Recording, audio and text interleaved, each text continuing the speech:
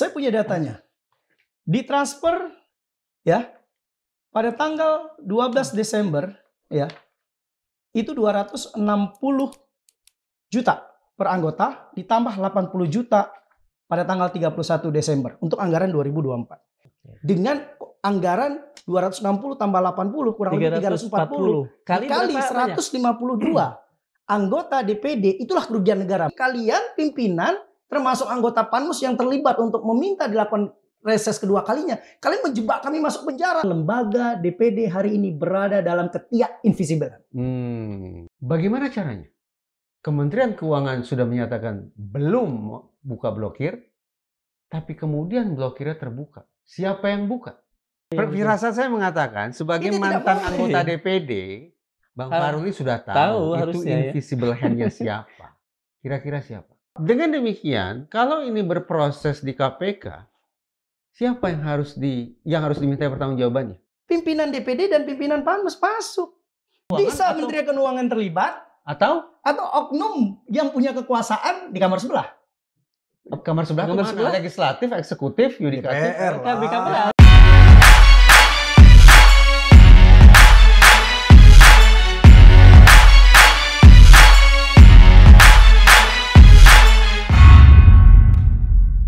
Bismillahirrahmanirrahim. Assalamualaikum warahmatullahi wabarakatuh. Sobat Madilog, DPD adalah sebuah lembaga yang sering dianggap masyarakat, sering dianggap publik sebagai satu lembaga yang tenang, kalem, dan kadang-kadang juga tidak banyak berbicara dalam percaturan politik Indonesia. Tetapi belum juga kasus suap, dugaan suap pada pemilihan pimpinan DPD kelar. Kita sudah mendengar sayup-sayup bahwa ada satu laporan menyusul ke KPK berkenaan dengan kasus reses yang terjadi di DPD RI ini. Untuk itu, untuk mengulas persoalan ini lebih jelas, kami sudah menghadirkan Haji Fajrul Razi, MIP, MSI, MH.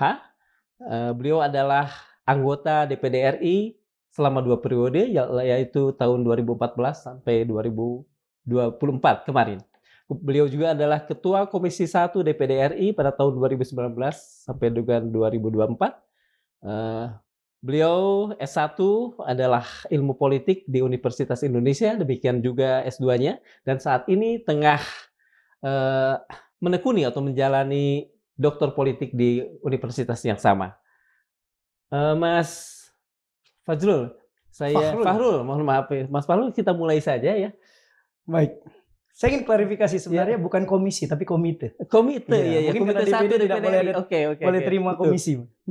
Iya, saya pikir bagus nih. Komite 1 DPD RI tahun 2019 sampai dengan 2024. Untuk pertanyaan pertama, saya ingin bertanya, apakah pernah sebelumnya ada penambahan masa reses di DPD RI dalam 2 periode yang Mas jalani?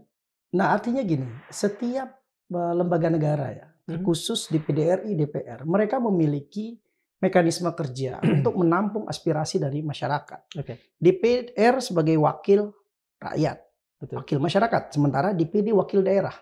Jadi Undang-Undang MD 3 nomor 17 tahun 2014 mengatur bagaimana mekanisme reses, ya, atau yang kita kenal dengan kunjungan ke daerah ya, reses yang dilakukan oleh DPD RI. Betul. Nah, dan itu berkonsekuensi pada anggaran ya. Tentu. Anggaran. Nah, untuk melakukan reses ini itu diatur oleh Undang-Undang Nomor 17 Tahun 2014. Melalui Undang-Undang tentang MPR, DPR, DPD ya, DPRD itu diatur. Nah, di dalam undang-undang ini juga diatur jelas bahwa reses DPD itu harus mengikuti DPR. Karena masa sidangnya harus sama. Kenapa? Karena politik hukumnya itu menjelaskan bahwa apabila DPR ada sidang di ibu kota terkait dengan penyusunan undang-undang, sementara DPR-nya sedang reses, nah ini akan mengakibatkan persoalan hukum di kemudian hari. Oleh karena itu, undang-undang itu menegaskan masa sidang DPR itu sama seperti pada sidang DPD. Atau sebaliknya, DPD itu harus mengikuti masa sidang yang ada di DPR. Persoalannya tidak ada masalah. DPD, DPR silahkan melakukan reses. Karena ini adalah hak konstitusi mereka. Persoalannya ketika Undang-Undang MD 3 ini dilanggar, ini ada etika negara yang dilanggar. Ada persoalan hukum yang dilanggar. Dan itu berimbas kepada dua undang-undang lainnya. Undang-undang nomor 28 tahun 1999 misalkan. Tentang penyelenggaraan negara yang bersih dan bebas dari KKN. Konsekuensinya juga undang-undang nomor 1 tahun 2004 tentang pembenaran negara. Nah artinya ketika ini dilakukan reses di luar dari DPD, DPR, DPR dilakukan. DPR sendiri tidak melakukan setelah itu. dilantik ya, 1 Oktober, itu kan DPR melakukan reses sekali. Iya, betul. Nah ketika kita melakukan tracking media dan pemantauan, ya ternyata DPD melakukan 2 kali. Nah ini pertanyaan. Ada apa? Iya. Apa dasar hukumnya? Betul. Konsekuensi politiknya seperti apa? Konsekuensi hukumnya seperti apa? Dan ini tetap dilakukan ternyata proses itu sudah berjalan. Dan saya pernah mengingatkan sebelum jauh-jauh hari ketika reses itu dilakukan. Jangan di media saya sudah keluarkan rilis, jangan melakukan reses melebihi dari reses dilakukan oleh DPR. Oleh karena itu saya minta kepada teman-teman DPR tolong dipantau. Apabila DPR melakukan reses itu ya tanggal 6 Desember sampai dengan tanggal 20 Januari, mereka masa sidangnya 1 Oktober sampai dengan 5 Desember, DPR berada di ibu kota. Sementara DPD itu melaksanakan reses 2 kali, 29 Oktober sampai dengan 17 November 2024 dan 17 Desember 2024 sampai 5 Januari 2025. Apakah itu boleh? Boleh asal DPD mengikuti masa sidangnya dengan DPR. Tapi yang terjadi, DPD melakukan reses, DPR melakukan reses 1 kali, tapi DPD kenapa melakukan 2 kali? Seperti itu. Kenapa harus yang dianggap bermasalah adalah frekuensi resesnya? Kita sepertinya punya kesamaan persepsi, reses itu penting kan? Ya. Untuk menggali aspirasi publik penting kan? Sepakat. Lantas semestinya logikanya dibalik. Semakin sering reses, berarti hitung-hitungan di atas kertas, semakin banyak pula aspirasi publik yang akan bisa disimak oleh DPD. Jadi bukan persoalan 2 kali resesnya itu. Boleh jadi justru 1 kali reses itu yang bermasalah. Disitulah undang-undang mengatur masa sidang DPD di ibu kota dengan masa sidang di daerah. Reses ini adalah mereka turun ke daerah. Tapi ketika mereka turun ke daerah, konsekuensinya negara membiayai. Ada anggaran biaya yang saat ini memang harus dipergunakan, tapi dengan mekanisme undang-undang. Jelas pasal dalam Undang-Undang nomor 17 tahun 2014 menjelaskan pasal 3 misalkan ayat 1 itu ada pengelolaannya yang tertib secara hukum. Ada pertanggungjawabannya, ada efisiensinya. Namun di sisi lain pasal 3 ayat 3 juga menegaskan bahwa setiap pejabat dilarang melakukan tindakan yang berakibat pengeluaran atas beban APBN atau APBD jika anggaran untuk membiayai pengeluaran tersebut tidak tersedia atau tidak cukup tersedia. Persoalannya ketika undang-undang sudah mengatur masa sidang sekali, DPD sudah melakukan sekali, ini ada anggaran sisa yang dipergunakan agar dana ini habis, ya indikasinya seperti itu. Reses lah. Digunakan untuk reses. Tujuannya benar, caranya salah, melanggar undang-undang. Mas, sebetulnya nilai katakan saja lah kalau ini reses yang mungkin awal-awal kita katakan ilegal lah ya. Kira-kira berapa kerugian negara yang bisa disebabkan oleh perbuatan ini? Saya punya datanya. Ditransfer ya pada tanggal 12 Desember ya itu 260 juta per anggota ditambah 80 juta pada tanggal 31 Desember untuk anggaran 2024. Artinya apa? Temuan kami mengatakan bahwa ada anggaran menurut rapat yang dilakukan oleh Panmus ya. Mereka ada 36 miliar dana sisa. Dana sisa ini dipergunakan sebenarnya ini hak anggota. Boleh dipergunakan untuk kundapil yang harusnya dan juga kunker. Kunjungan kerja itu lebih sah. Pemilihan, ya? Itu lebih legal dan itu tidak bermasalah secara hukum. Persoalan yang kita soroti sekarang ketika dana ini diakumulasikan ditambah dengan dana-dana lainnya itu untuk dipergunakan untuk reses. Dengan anggaran 260 tambah 80 kurang lebih 340 kali 152 anggota DPD itulah kerugian negara menurut saya. Berapa jadi totalnya? Kenapa saya katakan berani? Coba kan, kenapa saya berani katakan itu kerugian negara? Ya, DPD DPD mengirimkan surat kepada Menteri Keuangan pada tanggal Tunggu. Yang 14 November. Sebentar kan, sebentar. Bentar. Ini kalau sebatas bicara angka, bermiliar-miliar ini memang besar. Ya. Tapi sekarang saya challenge Bang Fahrul begini. Pernah jadi anggota DPD kan? Jelas. Kita fair-fairan aja. Reses itu penting tidak? Saya sepakat Penting reses atau tidak? sangat penting. Oke. Dan itu diatur oleh undang-undang. Oke. Enggak, kita nggak bicara undang-undang dulu. Kita bicara realitas kemanfaatan kerja DPD bagi masyarakat umum. Tergantung. Bagi saya itu. Maka pertanyaan nomor 2, kalau dikatakan penting, bermanfaat tidak? Reses itu bermanfaat tidak? Artinya gini, yang saya sorot bukan masalah bermanfaatnya. Betul, Bang Fahrul tidak menyoroti itu. Undang-undang Saya menyoroti dari melarang. sisi itu. Kita beda dimensi, kita Oke, beda alam. Oke. Bang Fahrul menyorotinya dari sisi ketaatan anggota DPD terhadap peraturan perundang-undangan. Oke. Kalau saya notabene bukan sarjana hukum, Oke. bukan kaum elit, saya kaum alit, hanya ingin bertanya dulu, reses itu bermanfaat tidak? Ketika wakil rakyat turun ke tengah-tengah rakyat, Ya. itu bermanfaat atau tidak? Oke, sekarang saya jelaskan. Dalam undang-undang mengatur bagaimana anggota DPD, DPR untuk menampung aspirasi rakyat, mekanismenya itu ada reses pertama. Dia turun ke daerah. Ya. Ya, yang diatur dalam 2 masa sidang di pusat di Jakarta dan masa sidang daerah. Yang kedua, Oke. kunjungan kerja. Yang ketiga, ya, saya sebutkan. Itu namanya kundapil. Oke, terus? Artinya, kalau anggaran itu dipergunakan untuk kundapil dan kunjungan kerja itu sah.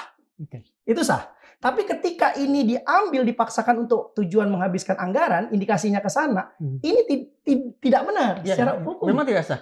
Kebermanfaatannya kenapa nggak kundapil saja? Kenapa nggak kunker? Ini kan uang anggota. Anggota ini kan banyak yang nggak paham kalau aturannya seperti ini. Sebenarnya anggota sudah punya anggaran. Silahkan dikasihkan kepada anggota, hak konstitusi anggaran, hak anggarannya anggota dan hak konstitusi anggota. Silahkan diberikan melalui kunjungan kerja, kundapil, ya kan, ke daerah.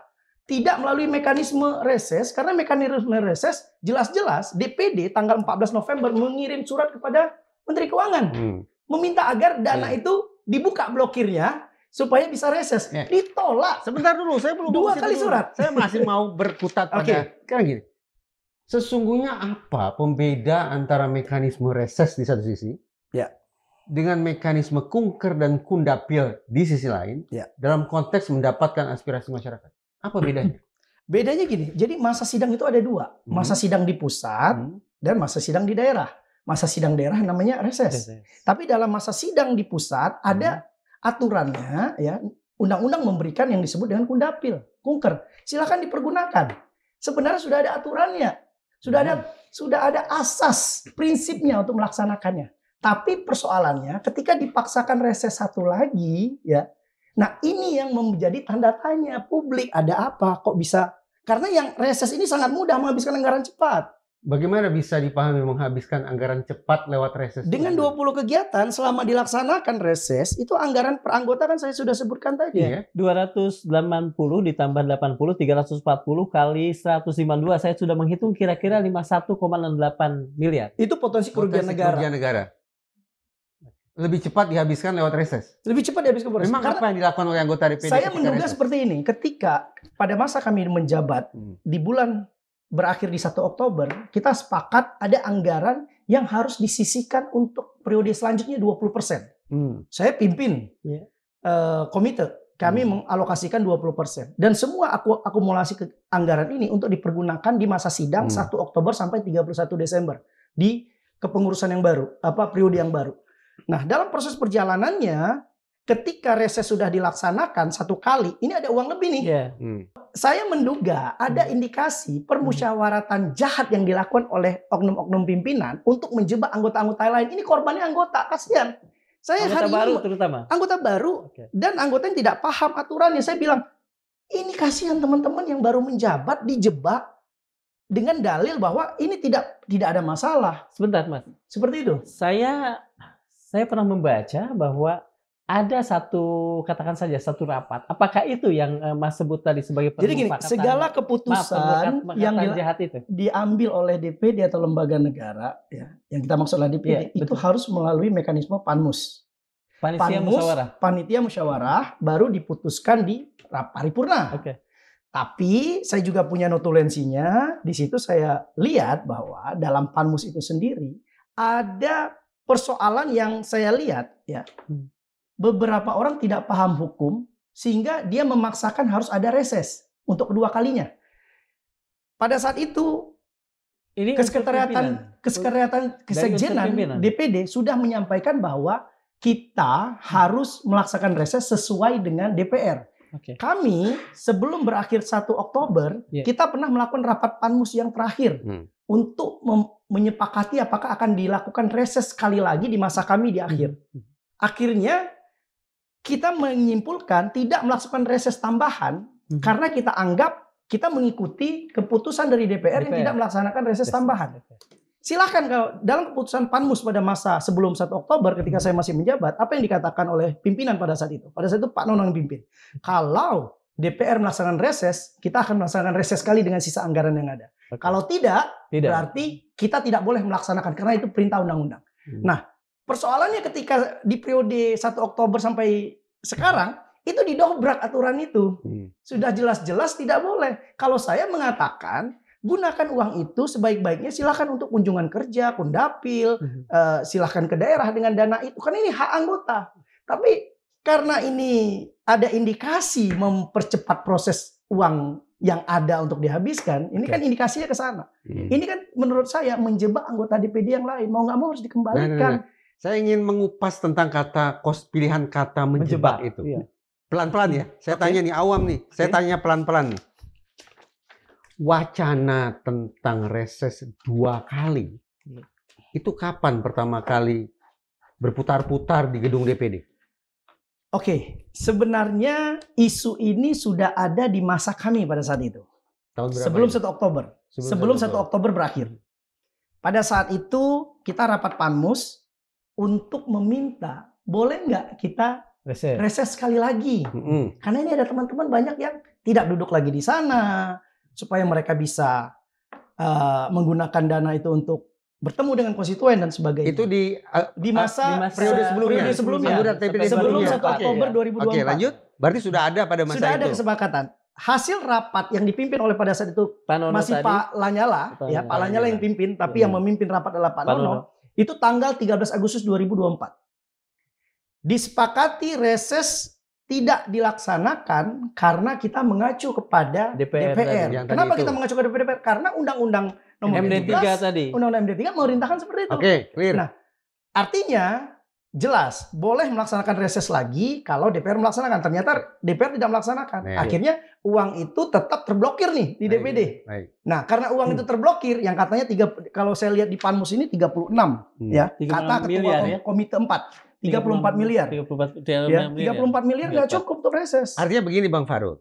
Jadi harus ada dana-dana lain yang ditambah. Sebetulnya wacana tentang reses 2 kali dalam kurung reses ilegal ini sudah mengudara sejak periode sebelumnya. Tapi sudah putus bahwa 1 kali, titik. Tutup buku tuh ya. Ternyata dibuka lagi, jadi wacana lagi. Siap. Benar. Kapan itu? Di periode yang sekarang. Kapan pertama kali isu yang sebetulnya sudah dikunci itu dibuka lagi itu kapan? Ya. Saya sebenarnya memberikan apresiasi ya kepada Ketua DPD yang sekarang. Siapa Ketua DPD sekarang? Sultan Najamuddin.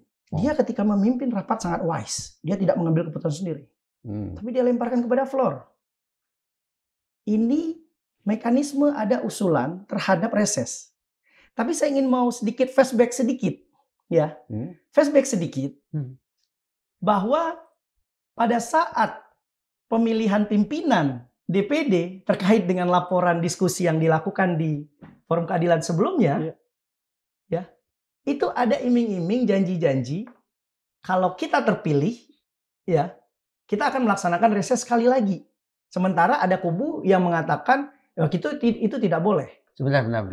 Ini jadi apa? Jadi bahan kampanye lah, katakan seperti itu. Saya menduga seperti itu. Karena pada saat saya memberikan materi terakhir di dalam BIMTEK-nya DPD, setelah itu ada materi tentang anggaran. Anggota baru menanyakan, boleh nggak melakukan reses untuk 2 kali di masa sidang ke depan? Jawaban sekjen jelas. Kesekjenan menjelaskan tidak boleh, cuma 1 kali karena kita ikut Undang-Undang MD3.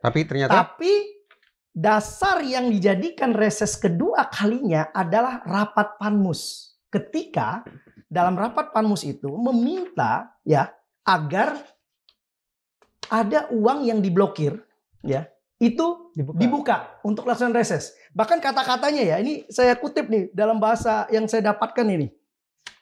Ya, ini menarik nih dan publik harus tahu. Udahlah, kalau urusan blokir memblokir atau tutup gampang itu. Ini bahasa pejabat negara menghadapi persoalan ketika ada anggaran yang diblokir dan tidak boleh dipergunakan dengan kepercayaan dirinya mengatakan kalau urusan blokir memblokir atau buka tutup gampang itu. Itu dari siapa? Kalau boleh tahu. Ini pernyataan ketua DPD-nya. Oke. Artinya ini kan menunjukkan bahwa sebenarnya satu sisi beliau wise melemparkan kepada floor, tapi di sisi lain kenapa beliau berani mengatakan gampang? Seperti tadi. Kalau Bang Kemudian Farul ada juga mengatakan ya ini apa namanya rezeki teman-teman baru lah, rezeki teman-teman baru. Jadi namanya reses yang kedua ini rezeki teman-teman baru. Ini kan bahasa politik menurut saya yang tidak etis dikeluarkan dalam rapat Panmus sehingga membangun framing bahwa ini harus dilakukan. Tapi justifikasi melalui argumentasi anggota Panmus lainnya. Di sini ada ketua komite 4 berbicara, ada ketua komite lainnya berbicara meminta agar blokir itu dibuka. Sementara blokir dibuka dasarnya harus dibuat surat. Keluarlah 2 surat ini. Surat pertama pada tanggal 14 November, dibalas tanggal 21 November, penolakan usulan pembukaan blokir, automated adjustment. Kemudian tanggal 9 Desember, dibalas lagi berdasarkan surat 25 November, itu tidak dapat disetujui. Bahkan jelas di sini ya, saya baca ya, belum dapat disetujui dengan pertimbangan. 1. Usulan pelaksanaan 2 kali frekuensi kegiatan reses yang dilakukan oleh anggota DPD RI periode 2024-2029 pada sisa tahun 2024, soyogyanya cukup dilaksanakan sebanyak 1 kali frekuensi reses, sama seperti yang dilakukan oleh anggota DPR periode 2024-2029 pada sisa waktu yang sama. Ini jelas. Ini Dirjen Keuangan ya, mohon maaf kemarin kan masuk KPK nih gara-gara kasus Jiwasraya. Tapi kok bisa terbongkar sementara Kementerian Keuangan itu melarang kan, menolak pembukaan, tapi tetap terlaksana. Ada apa ini? Bang Farul, itu yang saya belum dapatkan investigasi. Undang-undang MD3 sudah eksplisit hitam di atas putih mencantumkan ketentuan reses 1 kali. Ya, bukan 1 kali, ngikuti DPR. Kalau DPR dia 2 kali. DPR 1 kali, DPR sudah sepatutnya 1 kali. Sepakat. Ya, logis gitu ya. Sepakat. 1. Yang kedua, dari pihak kesekjenan DPD pun sudah juga lugas mengatakan tidak bisa. Tidak bisa karena dananya diblokir dan ini harus mengikuti DPR, undang-undang. Tadi Bang Farul menyebut bahwa ketua DPD yaitu Sultan Najamuddin melempar ke floor. Lalu menyebutlah beliau itu wise. Saya justru bertanya wise-nya di mana? Wise-nya sebuah aturan yang ketika sudah sangat nyata terang benderang dilempar ke floor itu menurut saya mengada-ngada. Jadi gini, ketika keputusannya itu adalah keputusan Panmus digiring di framingnya di paripurna. Panmus ini kan untuk menyamakan visi dulu. Ketika ada perdebatan di paripurna, jawabannya kita sama suara nih. Dengan kata lain, Mas mengatakan bahwa Panmus itu digunakan sebagai justifikasi. Justifikasi untuk menggolkan ini. Ini bahaya. Ini jebakan buat anggota. Ya, kalau jebakan semua anggota bisa berontak loh. Bisa tuntut ini. Kalian pimpinan, termasuk anggota Panmus yang terlibat untuk meminta dilakukan reses kedua kalinya. Kalian menjebak kami masuk penjara. Bayangkan mereka dipilih dengan jutaan suara rakyat Indonesia. Suara daerah. Maaf Bang Farul. Terjebak tidak mereka yang paham hukum tapi melanggar hukum. Ini kan kasihan teman-teman saya yang hari ini sedang mengabdi. Benar-benar dia dipilih oleh daerah, dipilih oleh rakyat. Itu yang membuat pemilihan termanya itu mengatakan wise untuk soal-soal seperti ini barangkali juga tidak wise. Ya tidak. Itu satu hal. Yang kedua saya mau tanya begini. Uas itu juga bisa negatif posisinya. Kalau menurut saya kalau dalam bahasa politik. Ini sarkastis. Tapi kalau dalam bahasa apa sih namanya? Ya.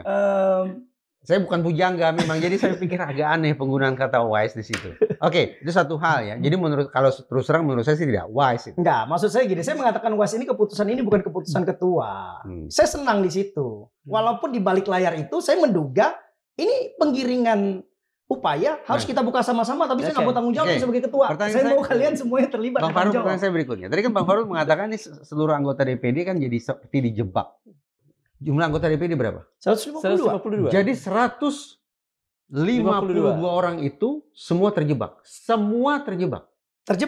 Semua terjebak. Jadi semua akhirnya ikut reses 2 kali. Ya saya nggak tahu apakah semuanya melaksanakan atau tidak. Ya nanti kita lihat. Saya menduga semuanya ikut. Dari 152 itu kan tidak semua anggota baru. Ada anggota yang terpilih ulang dan lain sebagainya. Ya. Mengapa mereka Juga ikut dan tidak menolak? Jadi gini, ada alat kelengkapan namanya Panmus. Panmus itu perwakilan dari ketua-ketua pimpinan alat kelengkapan, komite 1 sampai 4, kemudian PPUU dan sebagainya, menjadi anggota Panmus ditambah dengan provinsi, perwakilan provinsi yang tidak menjadi pimpinan. Jadi yang tidak tahu ini, mereka hanya mengikuti aturan di paripurna. Saya sepakat ketika keputusan tertinggi DPD ini adalah keputusan paripurna. Silahkan. Anda mau buat provinsi pemekaran, silahkan keputusan paripurna. Anda ingin bikin undang-undang paripurna, sepakat. Setuju. Tapi ketika Anda melanggar undang-undang atas dalil putusan paripurna, berarti Anda mengkhianati sumpah sebagai anggota DPD. Sekali lagi, 152 anggota DPD, 152 anggota itu pula ikut reses 2 kali.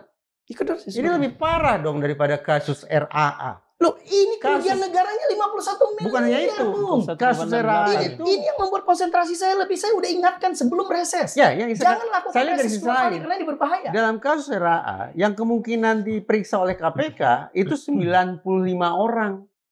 Walaupun yang ditemukan 1 orang. Ya. Yang ditemukan 1 orang. Ya, tapi paling 94 orang ada lainnya perbincangan di ruang main, betul. Mau nggak semuanya berkicau di media atau di KPK? Kan itu nanti biarkan KPK buktikan. Kalau tapi kemudian ini jelas. Skandal reses 2 kali ini bisa jadi kosong melompong itu gedung DPD. Enggak, paling dikembalikan uang negara, bisa jadi atau dikembalikan uang negara memang bisa menghentikan kemudian pidananya. Artinya Bang Reza mengatakan mereka juga diproses secara hukum kan? Oh iya dong. Nah, itu konsekuensinya.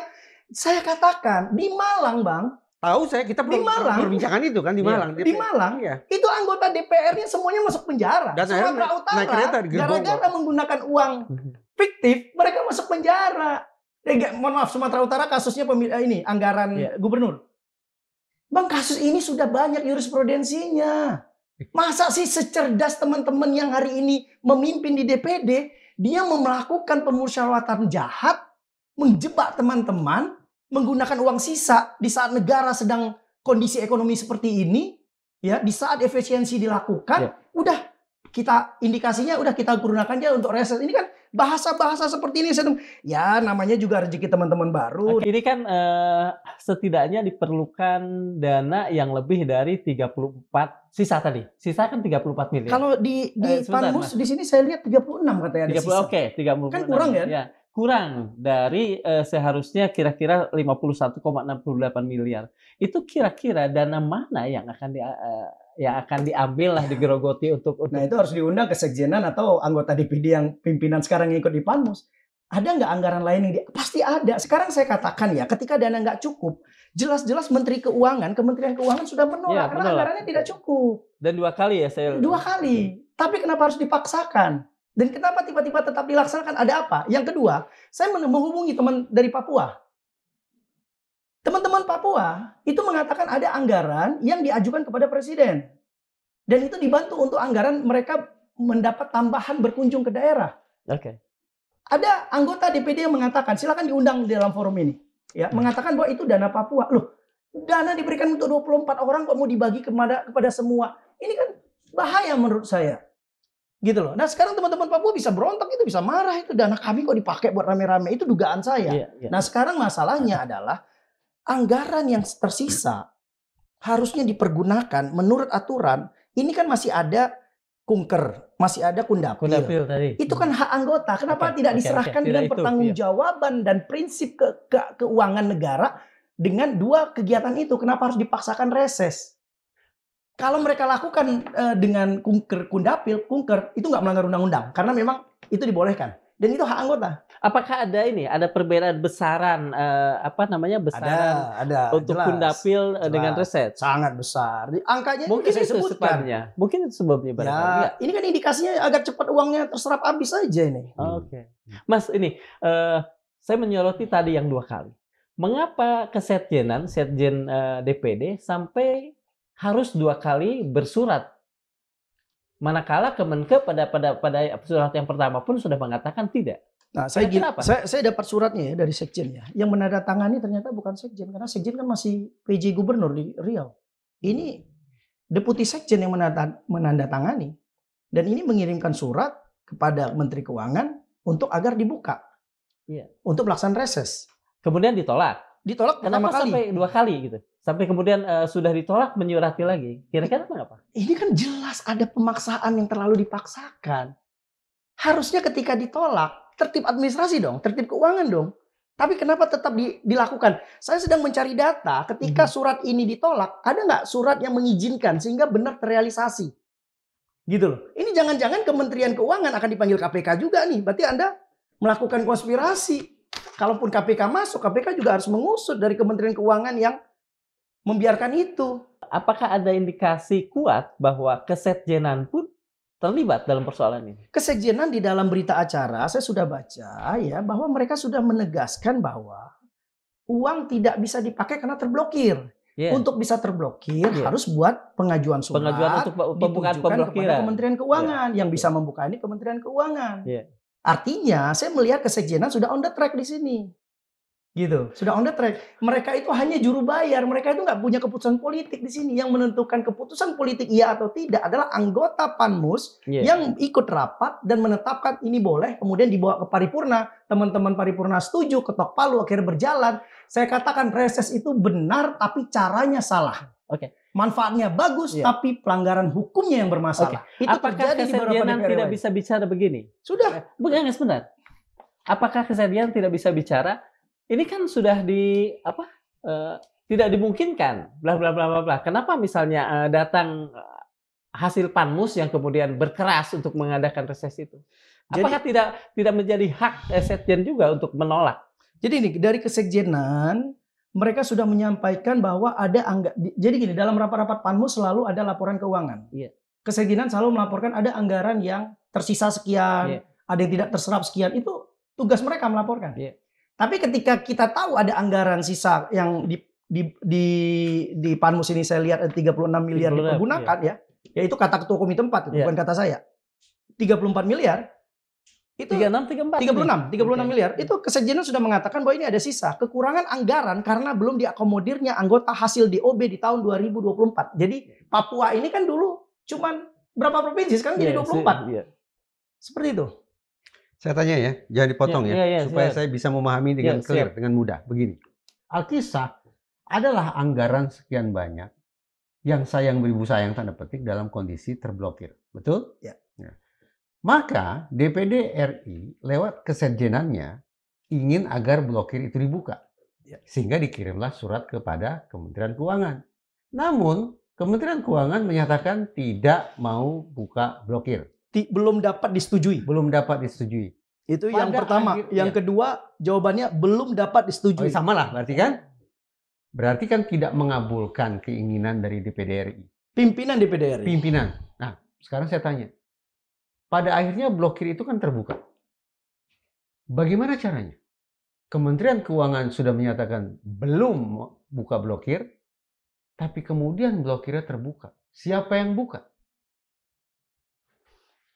Kasih waktu kami untuk melakukan investigasi lanjutan. Dalam diskusi ke depan kita akan bahas. Karena saya belum menemukan bagaimana dana yang tidak bisa terus menjadi bisa. Ini menarik. Publik harus tahu. Orang sangat kuat berarti. Publik harus tahu dan mereka harus memantau. Ada apa? Ada invisible hand kah yang mengatur DPD hari siapa? ini? Firasat saya mengatakan sebagai mantan anggota DPD, Bang Faruli sudah tahu itu invisible hand-nya siapa. Kira-kira siapa? Saya nggak mau menduga. Dari DPD? Saya tidak mau menduga. Tapi yang pasti bahasa ini saya ingin katakan. Masalah blokir-memblokir gampang. Artinya ingin menunjukkan kepada anggota Panmus lainnya. Saya punya relasi kekuasaan loh sama orang nomor 1 di Republik ini. Tapi masa sih seorang Presiden Prabowo ikut campur? Saya tahu betul. Berarti saya integritas beliau. Ini pasti ada orang yang bantu saya deh. Invisible hand ini ada di DPD kah, di Kementerian Keuangan kah, atau di luar dua lembaga itu kah, atau berbondong-bondong sejumlah lembaga? ketika statement ketua DPD dan pimpinan DPD yang saya baca di dalam resumot Panmus sangat mengalami down terhadap anggaran ini, itu menunjukkan mereka nggak punya kemampuan untuk membuka. Oke. Dugaannya pasti orang luar. Luar tuh mana maksudnya? Kementerian Keuangan? Bisa Menteri Keuangan terlibat atau oknum yang punya kekuasaan di kamar sebelah. Kamar sebelah legislatif, eksekutif, yudikatif. DPR. Anggaran DPD tunduknya ke DPR. Berarti Sekjenan ini kan melaporkan anggarannya kan ke ada DPR. pihak yang sangat powerful di DPR yang cawe-cawe sehingga bisa membuka blokir itu. Saya khawatir ini juga kena kibul gitu. Dikibulin ini. Siapa kena pihak kibul? yang di DPR Udah, ini kan udah putusan Panmus, putusan paripurna. Iya. Tolong dibantu dibuka. Kalau kita nggak tahu persoalan, atas dasar pertemanan untuk menjaga hubungan kelembagaan, saya akan bantu. Ini kan nggak paham ini. Ini kan jebakan. Gara-gara segelintir orang yang kepingin, udahlah uang sisanya kita buat reses, dipaksakan melalui Panmus, indikasinya dibawa ke paripurna, terus menjadi justifikasi untuk dilaporkan kepada orang yang bisa buka ini. Ini kan korban juga nih yang buka nih. Kalau dari DPR, gara-gara tidak tertib hukum. Kalau invisible hand itu ada di DPR, berarti orang partai dong. Ya, di DPR siapa sih yang bukan orang partai? Independen itu kan cuma ada di DPD. Hitung-hitungan di atas kertas, orang partai yang bisa buka blokir ini berarti orang partai yang berada pada kubu penguasa dong.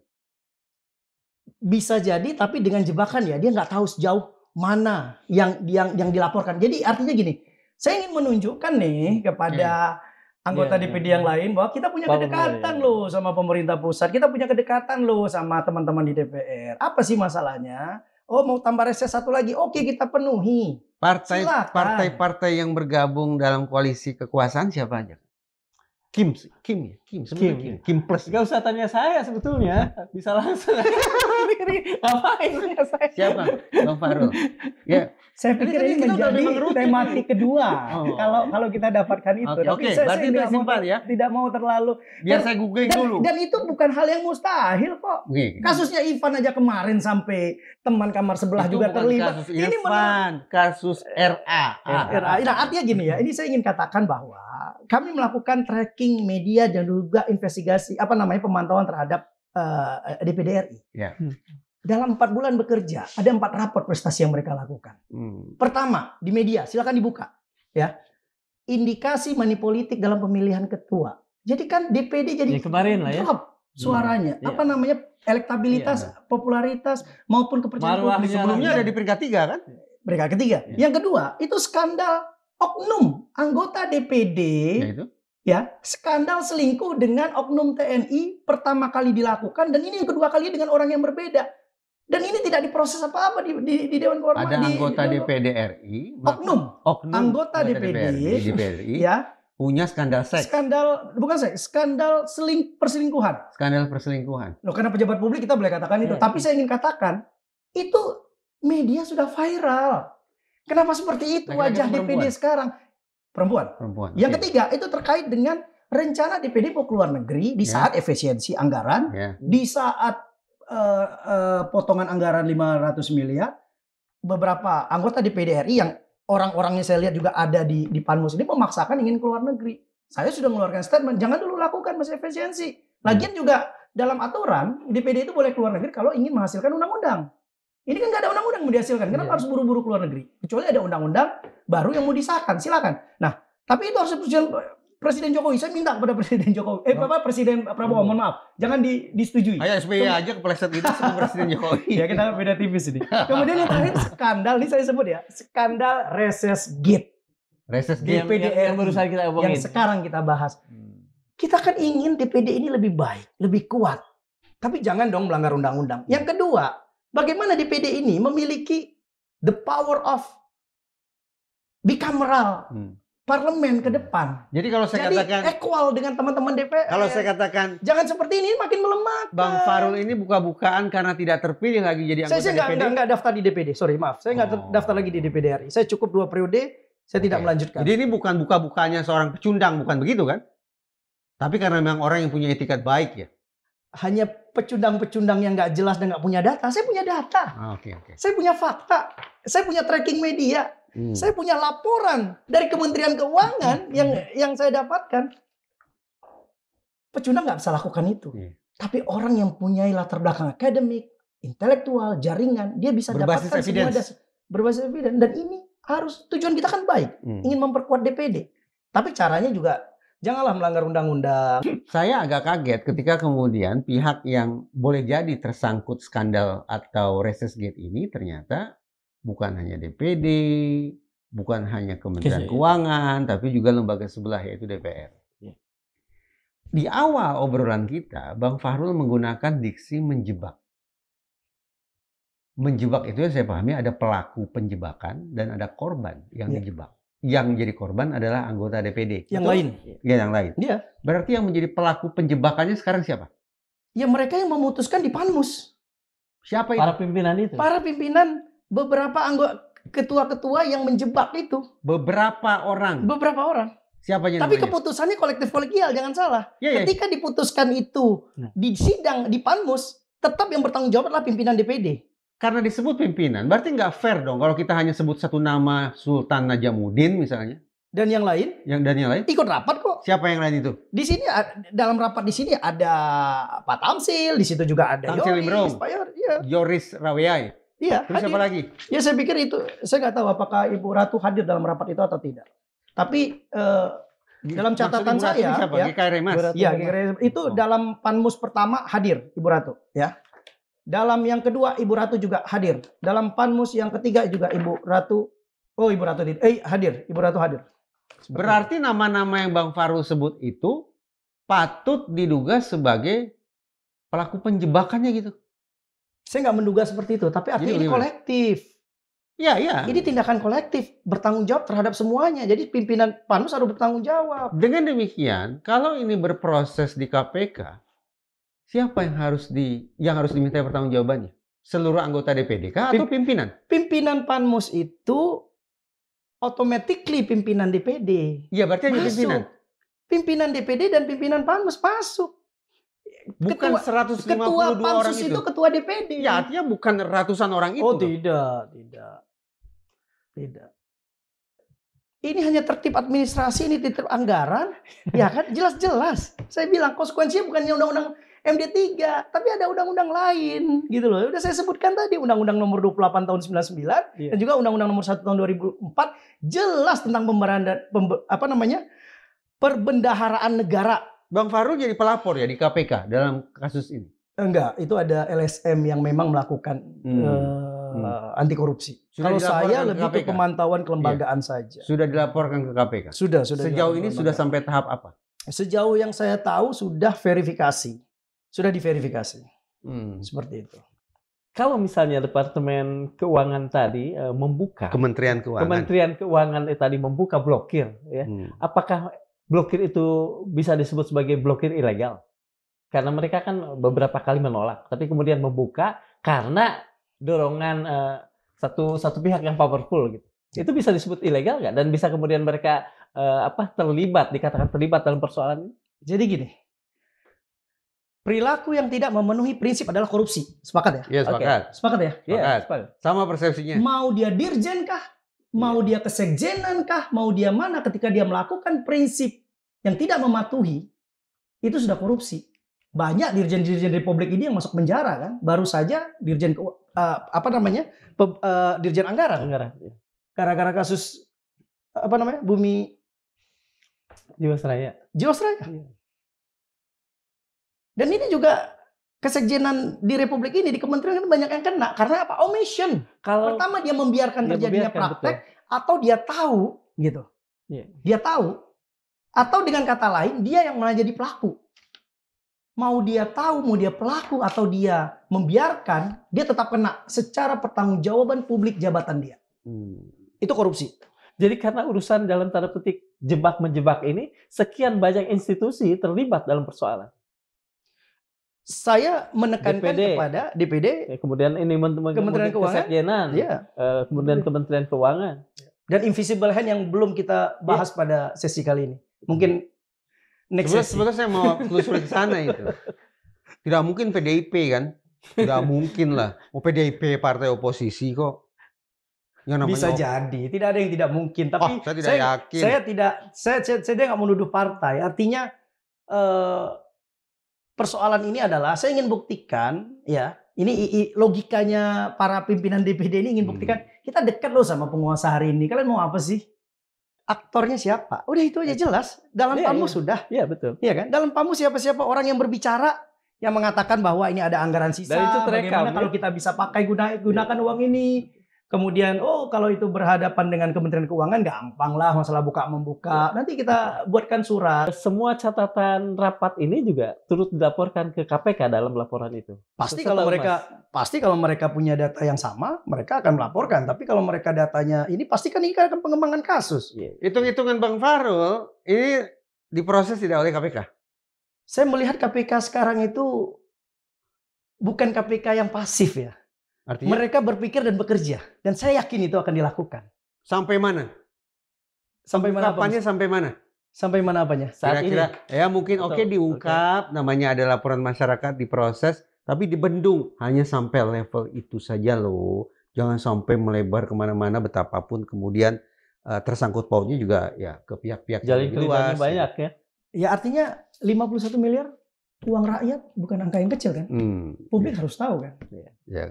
Nah artinya KPK juga nggak mau bermain dengan angka-angka seperti itu yang dianggap ini sepele. Ini nggak akan disepelekan. Boleh ya saya pesimis ya? 51 Boleh saya pesimis miliar ya? ini kerugian negara. Karena Bang Fahrul menyebut ada tampaknya invisible hand itu adalah pihak yang kuat, kelompok atau individu sebetulnya yang kuat itu.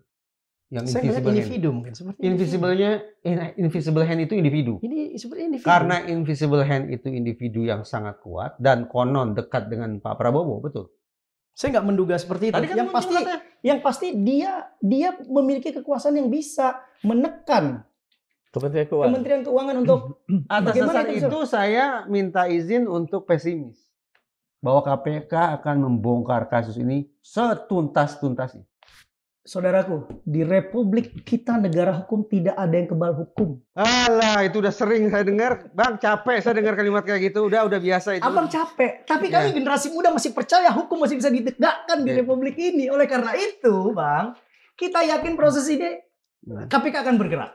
Ya, bolehlah. Saya tetap pada posisi pesimis. Kalau saya mungkin akan ada saya pernah berada di lembaga negara, saya pernah menjadi pejabat negara. Saya harus membangun optimisme kepada publik bahwa lembaga-lembaga negara ini adalah lembaga negara yang baik. Oknumnya yang salah, oknumnya yang bermasalah. Ketika ada oknum yang bermasalah, perjuangannya Pak Prabowo untuk menjadikan lembaga yang bersih, bebas KKN, anti korupsi, ayo kita dorong. Nah, kita ingin mengatakan Pak Prabowo mulai dari DPD aja dulu, Pak. Lah tadi dikatakan bahwa the invisible hand ini orang dekat. Saya katakan ini ada indikasi, kayaknya nggak ngerti, nggak tahu sejauh apa. Ini kan kata Pak, ini kan udah keputusan paripurna.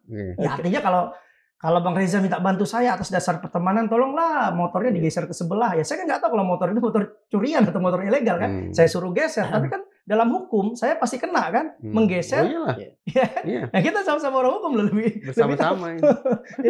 jadi nggak mungkin. Dan dia pasti pelajari juga. Tapi ketika ini terjadi, saya melihat ada dua hal. Bisa jadi memang anggaran itu ada intervensi atau memang dipergunakan walaupun sudah dilarang tidak boleh. Gitu. Ini Direktur Jenderal Anggaran ini kan masih ketakutan juga dia kalau tahu kasus ini. Loh kan sih udah ngelarang kok ada, tapi dia sudah bekerja, SOP-nya sudah bagus. Menarik nih. Mudah-mudahan kita bisa ngobrol soal invisible hand ini siapa. Kayak saya mulai bisa mengendus nih. Tinggal keberanian beliau nih mengiyakan atau tidak. Tunggu waktu untuk saya melakukan pemantauan dan investigasi lebih dalam. Yang pasti saya ingin katakan bahwa bicara tentang invisible hand, kalau ini terbukti, saya ingin katakan bahwa lembaga DPD hari ini berada dalam ketiak invisible hand. Itu dugaan saya. Gak bisa, ini lembaga daerah yang lahir karena reformasi. Kok bisa diatur oleh orang-orang di luar yang mengatur keputusan yang ada di DPD. Itu nggak boleh, ini melanggar konstitusi. Ketika ada dispute lembaga negara, kita harus berurusan dengan MK kok. Kalau kita ingin putuskan segala keputusan. Ini dengan keputusan politik, lobby dan sebagainya itu bisa dilakukan. Oleh karena itu saya masih berpikir positif ya. Kalau itu dilakukan ada orang luar, dia pasti tidak tahu. Dan dia sama dijebak seperti anggota DPD yang lainnya. Penasaran nggak dengan dua hal? Apa? Satu, invisible hand-nya itu siapa? Yang kedua, di belakang beliau ini ada siapa? Penasaran?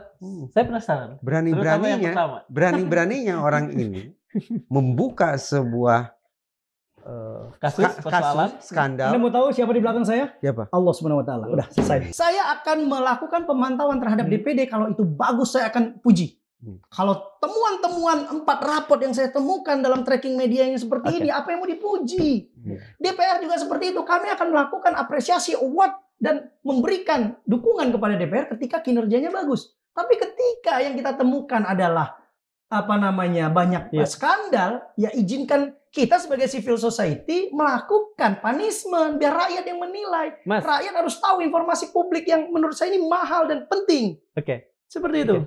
Sebagai mantan anggota DPD 2 periode, Anda ikut malu atau ya ini kan bukan periode saya? Gini ya, saya alhamdulillah 10 tahun di sana 2 periode. Sangat berat mengangkat derajat kedudukan lembaga DPD ini. Dalam proses 10 tahun itu banyak hal yang belum selesai. Ayo kalau kita ingin bangun DPD ini lebih baik. Tapi dengan cara-cara yang konstitusional. Bukan inkonstitusional. Ingat, anggota DPD itu disumpah di bawah Pancasila. Disumpah di bawah undang-undang. Di bawah undang-undang MD3. Tapi ketika dia melanggar undang-undang MD3, dia melanggar sumpahnya sendiri. Seperti itu. Kita ingin negara ini lebih baik. Caranya apa? Ingat ya, saya ingin katakan. Kasus Ivan, dia juga diancam. Saya juga dapat ancaman ketika saya melakukan tindakan seperti ini. Saya katakan, siapa di belakang saya? Allah Subhanahu wa taala. Saya nggak takut. Berarti resikonya besar. Tapi saya ingin katakan ya kepada teman oknum-oknum nih yang nggak puas dengan laporan ini, ya dengan ya kita civil society bekerja lah dengan koridor kita, dengan on the track kita, ya kan? Kalau Anda bermain ancam, ya termasuk saya juga kena ancam, saya juga dapat ancaman gitu loh. Tapi bagi saya, ya kita kan udah sering dapat ancaman-ancaman seperti itu. Ya. Hidup Jokowi, maksud saya hidup Farul. Oke, maksudnya seperti Pak SBY juga. Lalu kita akhiri ya. Saya ingin mengakhiri pertemuan sementara kita dengan satu penutup. Niccolo Machiavelli pernah berbisik dalam Il Principe bahwa kekuasaan yang tak diawasi akan mengarah pada kerakusan, dan itulah yang diam-diam terjadi di Gedung Megah Senayan.